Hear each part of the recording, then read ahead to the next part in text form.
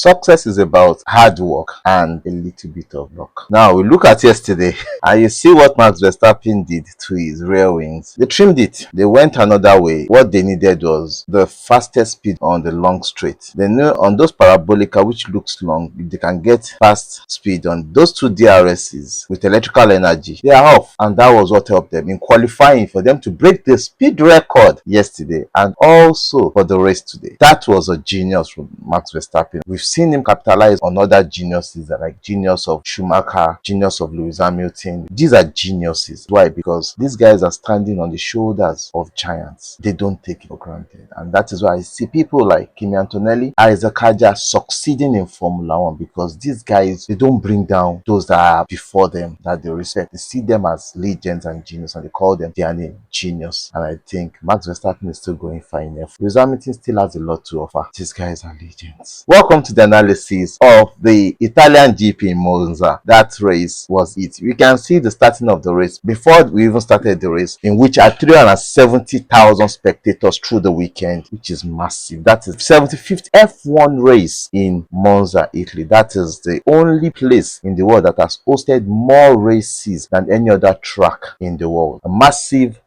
one for Ferrari. Like they said, Lewis Hamilton and Charles Leclerc are their own savior, but Ferrari is their church. The Tifosi fans are crazy. Beginning of the race, I thought it should be a Ferrari race, but that didn't happen. But Max Verstappen drove a beautiful race today. Everything worked in place for him, and that luck took him to the next level. He was just out there. On the first lap, he was able to cut through the shortcut. He gave the place back. Nearly gave the place back. He turned up his seventh sense, and he was on it all through the race. He was just right there, like, let's go for this. And he got it down until he was able to put it to them, like, guys, Alpha, I'm winning this. And he won the race. A marvelous job for George Russell also. He was able to stay close to Charles Leclerc, stay in the slipstream for a long time when it was even not in his tires.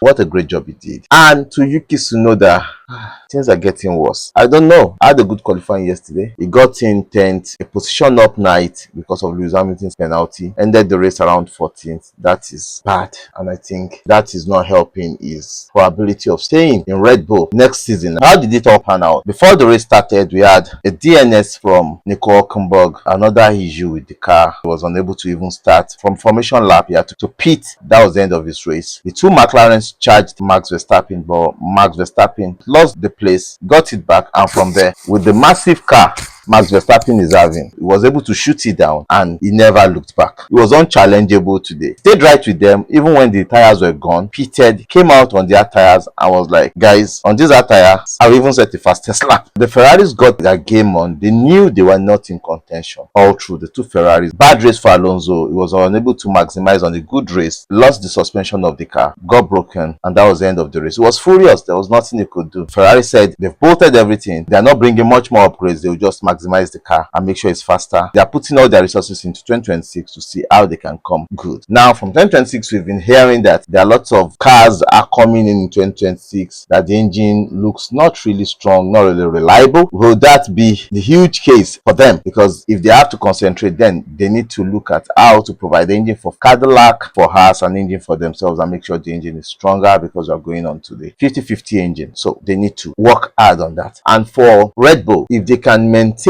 or maximize the potential of what they're able to get from this car in this race, going to Baku in Azerbaijan might be a good one. It favors them because they were on long straights. If they are able to do that on long straights in Baku, but Baku has some low speed corners and some high speed corners in which will favor the McLaren. So it might be a good battle between McLaren, Red Bull, and also Ferrari, because I know, and also to McLaren, going into Baku, they might have a good car back because the car does not really work on the straight. That's therefore for you. Your car might work here, and on a different track entirely it might not work. McLaren have been very opportune this year that their car has been working on majorly all tracks, but they got to Monza, it didn't work. So they still have like 2 tracks in which I think their car might not work well. So if they can maximize those places in which it will work well, voila, they've won the 2 championships this year, the constructors and the drivers. They are looking like first, second already, so they might win the whole championship and just seal it up by Singapore. But to Mercedes, I don't know what they need to do, but I think they've not renewed Kimi Antonelli's his contract. I think they need to look into that so that they can give him more confidence. He's a young guy. For me, this season he has really proved himself, coming into a big team, not a small team, and giving his performance for a young driver like him. I think he has done a good job. So let's see what else he can do in next season. So I still believe he deserves the seat for next season. What a race it was at the end of the day. Antonelli ending in point, got a 5-second penalty, ended night. Bierman got a 10 seconds penalty for his struggles with Carlos Sainz. For me, I thought it was a racing incident, but at the end of the day, Oliver Bierman was penalized. Esteban Ocon got a 5-second penalty for his drama with Lance Stroll. For me,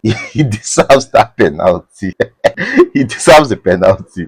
Esteban Ocon, I love that guy, but he's so ruthless. He didn't care. He doesn't even care. He was just like, get out.